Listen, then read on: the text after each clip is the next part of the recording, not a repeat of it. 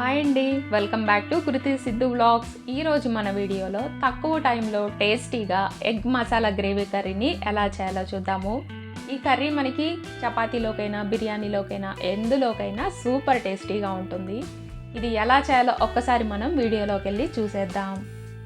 ముందుగా ఇలా mixie jar తీసుకొని అందులోకి ఒక చిన్న ముక్కంతా దాల్చిన చెక్క, అలానే 4 లవంగాలు, ఒక 2 ఇలాచి ఇలాగా మిక్సీ జార్లోకి వేసుకోవాలి.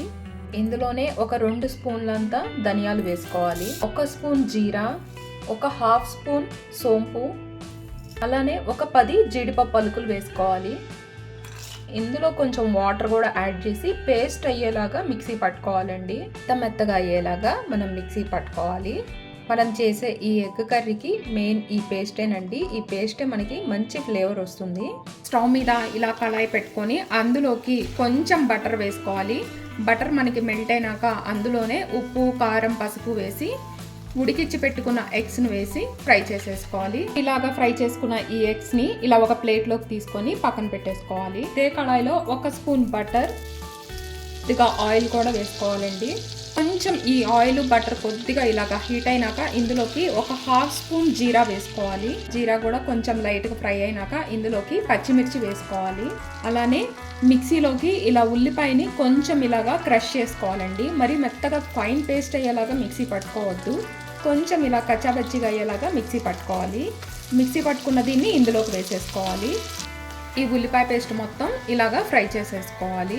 ఇందులోనే కొంచెం కరివేపాకు కూడా వేసేసుకొని ఫ్రై చేసేసుకోవాలి. ఈ ఉల్లిపాయ పేస్ట్ కూడా ఫ్రై అయిపోయిందండి. ఇప్పుడు ఇందులోకి 1 స్పూన్ అల్లం వెల్లుల్లిపాయ పేస్ట్ వేసుకోవాలి. ఈ అల్లం వెల్లుల్లిపాయ పేస్ట్ పచ్చి వాసన పోయే వరకు ఫ్రై చేసేసుకోవాలి.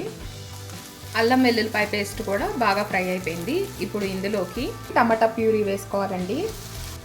ఈ టమాటా ప్యూరీని మెత్తగా ఫైన్ పేస్ట్ అయ్యేలాగా మిక్సీ పట్టుకోండి. అప్పుడే మనకి గ్రేవీ లాగా బాగుంటుంది. పచ్చి వాసన పోయే వరకు మనము ఫ్రై చేసేసుకోవాలి.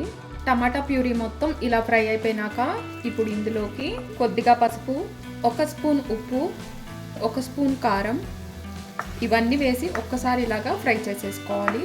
ఇప్పుడు ఇలా బాగా మిక్స్ చేసేసుకున్నాక ఇందులోకి ముందుగానే మనం ఇలా పేస్ట్ ప్రిపేర్ చేసేసుకున్నాం కదా, ఆ పేస్ట్ని ఇందులోకి వేసేసుకోవాలి. ఈ పేస్ట్ కూడా ఆయిల్లో బాగా ఫ్రై అవ్వాలి. మనం వేసిన ఆయిల్ పైకి తేలే వరకు దీన్ని ఫ్రై చేసేసుకోవాలి. కొంచెం ఆయిల్ ఇలాగా వదులుతుంది కదా, మనకి ప్యాన్ కూడా స్టిక్ అవ్వకుండా ఉండేలాగా ఇలాగా ఫ్రై చేసేసుకోవాలి. ఒక 1/2 గ్లాస్ అంతా వాటర్ వేసుకోవాలి. మనకి గ్రేవీ లాగా కావాలి కాబట్టి కొంచెం ఇలాగా వాటర్ యాడ్ చేసేసుకోవాలి.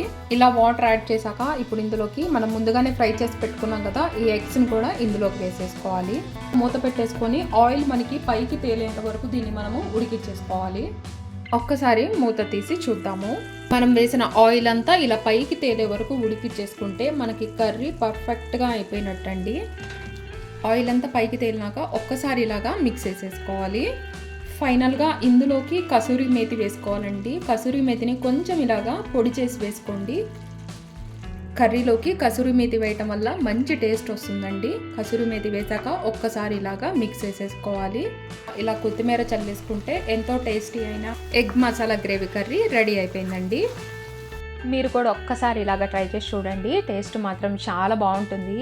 ప్లీజ్ లైక్ చేయండి. లైక్ చేయడం మాత్రం మర్చిపోకండి. మరిన్ని వీడియోస్ కోసం నా ఛానల్ని సబ్స్క్రైబ్ చేసుకోండి. Thank you for watching.